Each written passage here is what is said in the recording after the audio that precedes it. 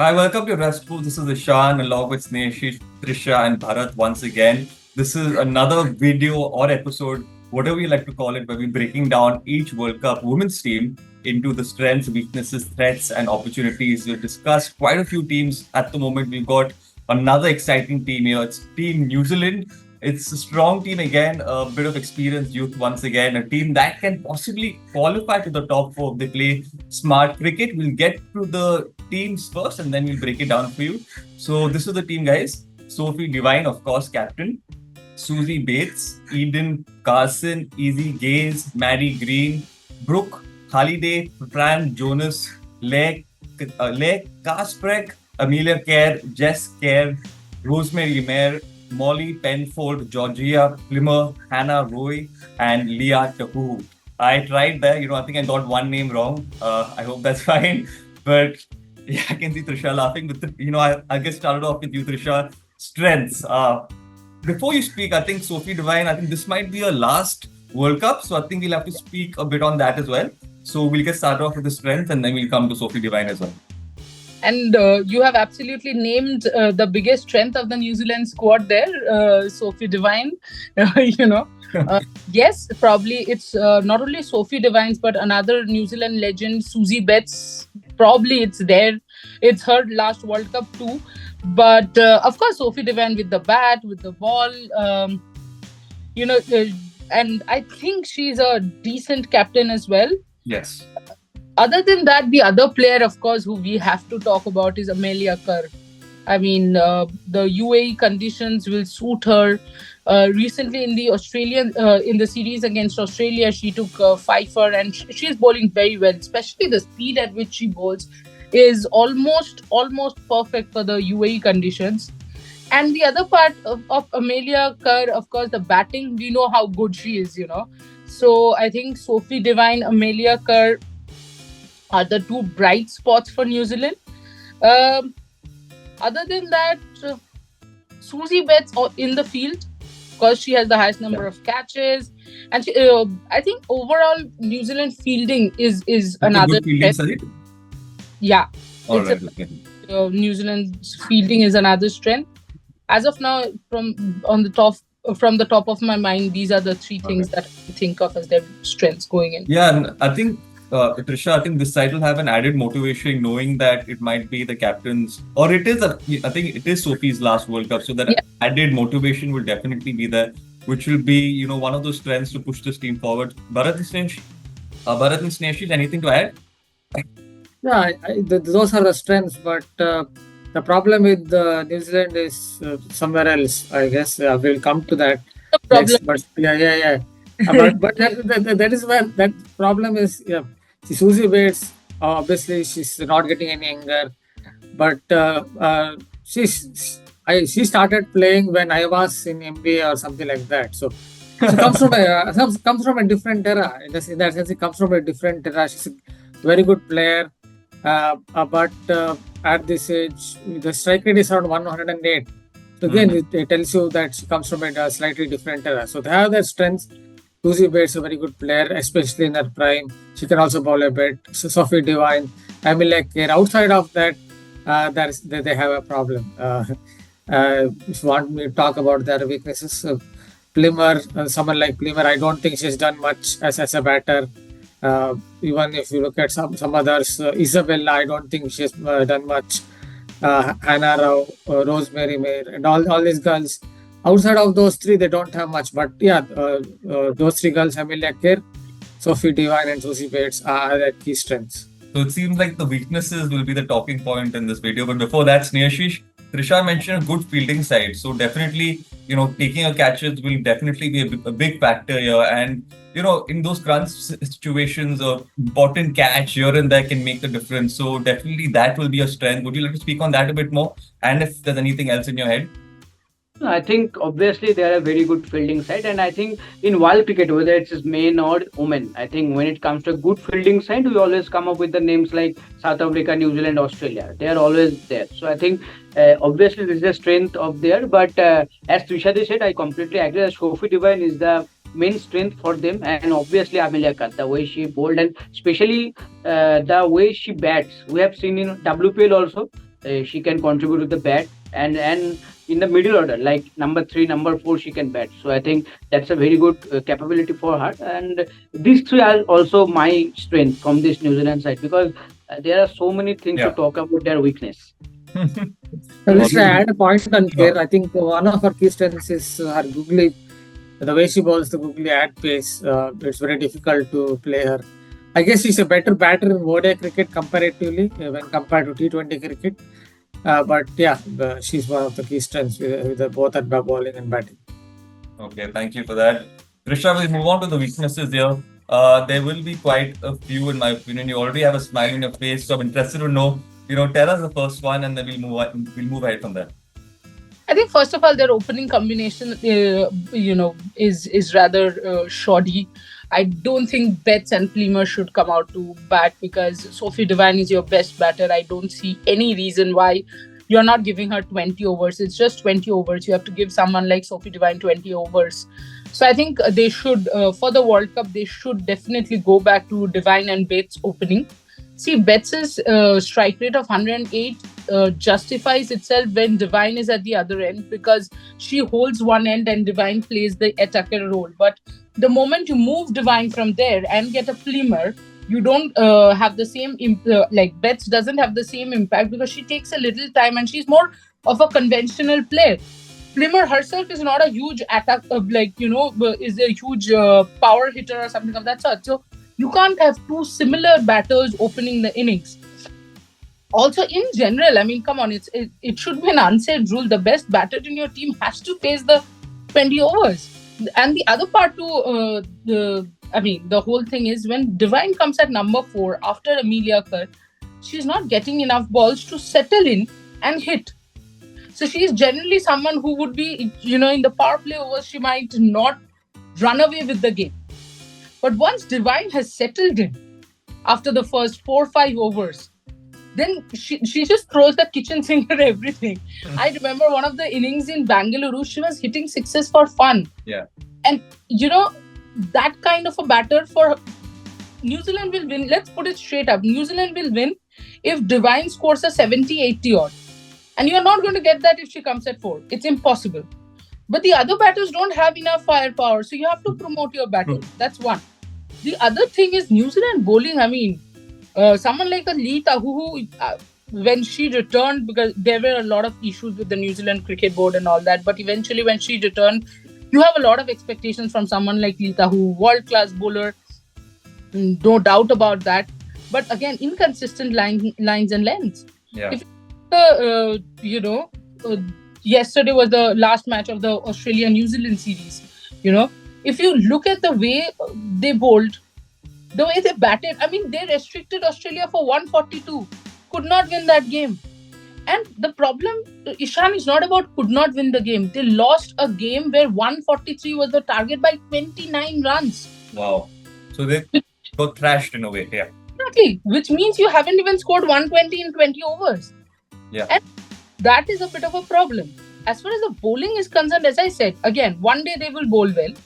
The other day, they will not. I mean, apart from Amelia Kerr and a bit of Halliday, I have no idea. There was one bowler from whom, I think at one time, 2015 New Zealand series, she was very young, Leigh Kasparek. She's there in the World Cup squad. She's back in the World Cup squad. I hope they get a place to play her. The only problem is she's one of the worst batters possible. So putting her in is a problem. But having said that, I think the slow bowling, she gives a lot of air when she bowls. Right. Means in UAE conditions, she will be a handful. But in short, you said something in the beginning. I will go on and kind of negate that. I don't think they are a top 4 material, honestly. All right. Thank you for that, Trisha. I think, 3 valid points. Neshish and Bharat are wondering, Trisha has mentioned everything. What do we say now? But we'll still go on the discussion. Sure. But, Bharat, let me just ask you that over-dependence on Sophie Devine, I think that is something that will definitely cost the side. Trisha has gone on to mention that besides her, the other batters don't seem to, fit the part. So would you agree with that an over-dependence will cost them? Yeah, obviously, if you look at someone like Plemer, already talked about her. just briefly a few minutes ago. She averages about 10 or 12 or 25-30 games, and she is an opener. That just doesn't fit. I know once she said in an interview she wants to improve her power rating. She's just 20 years of age. That all I agree, but currently she's just not there when it comes to being of a certain standard for international cricket. And then you think of other girls like Isabella, Gaze, well, even other girls. They just they don't add up, really don't add that weight much to the batting lineup. So that is where the problem is. Even if you look at their bowling, Rosemary Mayer, Anna Rao, these are honest tryers. I've seen them bowl, they're honest tryers, but not something that the opposition will lose sleep over them. I'm pretty sure they won't lose sleep over them. Leah is a pretty good bowler, but again, skiddy bowler sometimes. So that is, I think that could be one of the reasons why she struggles with that control. Very skiddy through the air. So she might leak runs here or there. So they have some problems. So they basically depend on Sophie Devine. And as I said, Susie Bates, she started playing when I was in college. Think of it. So she belongs to a different era. She's someone I really appreciate. I really admire. Insistent on knowing that he is aging. Come on, Bharat. Yes. No, I admire her, but that tells you she's from a different era. I think that is why she's finding it rather difficult at the fag end of her career, when strike rates even in women's cricket have gone up to 130, 125, 140. That's why I guess she's struggling a little bit to adjust up to different climbs in 2024. But I think the other part, I mean, sorry, Snehashish, I know it's your turn, but I had to just, You always take Snehashish's turn, huh? She doesn't say anything. Yeah, I realized that. So, what Bharat said, I partly do not agree with it, because my point is, I do understand that Susie Bates is from a different era, and I completely agree. At least Bharat was able to go to MBA when Susie Bates started. I was a kid. I was still trying to be a cricketer. Now somebody else. But anyway, Ishan, the problem is, see, Susie Bates, I think, could have gone on and tried scoring faster. But once Susie Bates and Sophie Devine are out, who's there? Yeah, exactly. There's not much depth in that. Yeah, exactly. And what happens is, when you do not have enough depth, it's one thing whether you have the shots or not, because I do think that Bates does have the shots to, step up the run rate. But it's always a dilemma. Should I go? Should I hit? Because if I get out cheaply, if I don't score that 20, 30, we might not even cross 100. The whole innings might crumble. Exactly. Yes. So that whole dilemma takes a lot out of a batter, and I think that is where the strike rate also gets hampered. But you're right, Trisha. I think if you're over-dependent on a couple of players, then a team like this probably can't make that top four unless everyone delivers, unless everyone makes some valuable contributions. Then that's the only way the side can reach there. Snehashish, any stats for us that any stats that could be interesting for our viewers, or there's not much at the moment? Yeah. No, I think regarding that Sophie Devine, I absolutely agree that you are wasting Sophie Devine at number 4 or 5. Yeah. Because you have to use her at the top, and all examples out there at WPL we have seen for Bengaluru how devastating she can be with the strong sixes and all, and in other franchise crickets also. So I think you have to use her at the top. I think that is her best place to bat, and but that will. Do you think they're trying to save her for the later end of the inning? Because what if the batters, what if she goes up the order and she loses a wicket? Do you think that's a thought process somewhere? I think it is the same example of using Richa Ghosh at 17th overs. When you have only 3 overs left and you are expecting her to go and score 50 runs to make the total around 170 when you are batting at 16 over 120 runs. So I think that will not help any team. I think you have to give some time to any batter to understand the pitch, because it is not a robot like you go and switch on the button and go for the sixes. You have to understand the pitch and give her some time for 1 and 2 overs, and then she can play her shots according to the situation. So I think as Tushadi said, that your best batter is Sophie Devine and you have to give her maximum numbers of overs. Okay, but so I think if you are not using at the top, at least use her according to a situation. It's not like that you have a strong partnership around 8-9 over, then not using her after wicket fall. You waiting. So after 15-16 over, you just using her. So I think that is not going to help the New Zealand side. So overall, and then the numbers also showed that at the top, her average and strike rate both are up. but when it comes to number 4 and 5, her average and strike rate both comes down. So I think that is an crucial area that New Zealand needs to address. But overall, the main problem is that whether it is batting department or whether it is bowling department, no one is there for support the others. Yeah. If anyone doing good on that particular day, no other batters or no other bowlers are coming to support that player.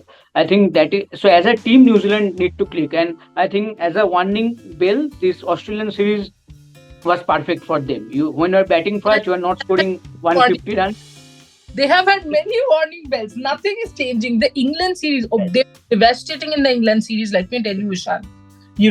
In fact, the Australian series has given me a little bit of confidence that they might be of any, Top significant World Cup, unfortunately. But I know a lot of people will think that I'm just ruling them out. I'm not ruling them out, but You've been practical about what's happening. Yeah, if they play the way they have played, I think they will have a tough time against someone like a Pakistan squad as well. Yeah. They lost to Pakistan as well.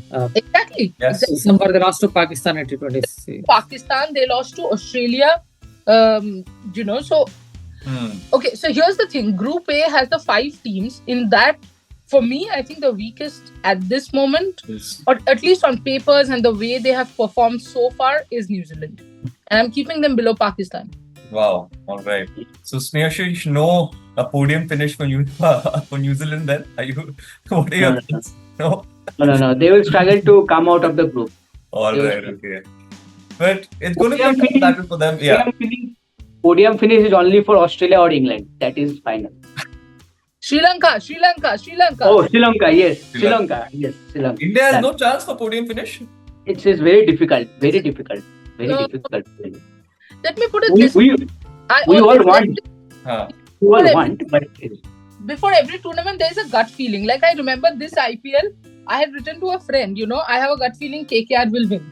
This Asia Cup, I had written that I have a gut feeling Sri Lanka is going to win. Yeah. And obviously, both the times, nobody took me seriously. But both you and Snehashi have this sort of special power. I'm going to ask you all only before every match. And I don't know why. I know a lot of people are going for Australia, England, and rightly so. But in my head, I think it's coming to Asia, and I think it's going to be Sri Lanka. It's going to be tough. Yes, it's going to be tough. I think the team will have to come together, and then maybe also hope for a miracle here and there from there. Maybe then they can reach the top 4. But until then, we'll catch you all for the next video. Thank you, Snehashi. Thank you, Trisha. Thank you, Bharat. And with the audience viewing us, make sure you like, share, subscribe. We'll catch you all in the next video. Thank you.